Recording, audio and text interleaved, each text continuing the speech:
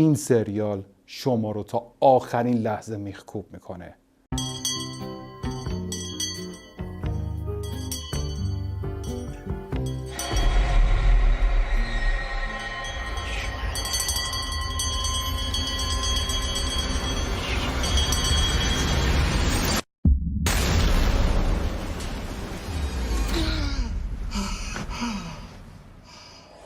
سریال فرام یک سریال فوق‌العاده خوش ساخت با فیلمنامه خیلی قوی، یک سریال در ژانر ترسناک و درام. Oh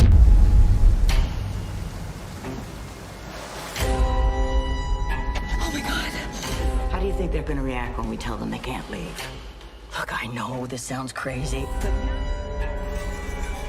there are things around here. قصه فیلم از اونجایی شروع میشه که یه خانواده 4 نفره وارد یه شهر کوچیک میشن. یه شهر کوچیک تو قلب آمریکا. وارد شدن به اون شهر با خودتونه، ولی خروجش دیگه دست شما نیست. تو اون شهر یه عده آدم دیگه هم دارن زندگی میکنن و اونها هم دچار همین مشکل شدن. وارد این شهر شدن ولی دیگه نمیتونن خارج بشن. وقتی که تو جاده‌های اون شهر دنبال یه راهی میگردن برای خروج، دوباره برمیگردن سر خونه اول. قسمت ترسناک فیلم از اینجا به بعد شروع میشه که وقتی غروب آفتاب اتفاق میفته، همزمان با تاریک شدن هوا یه سری موجودات ترسناک میان و اون آدم‌ها رو میدرن. حالا اینها برای بقا باید مبارزه بکنن و یه راهی هم برای خروج پیدا بکنن.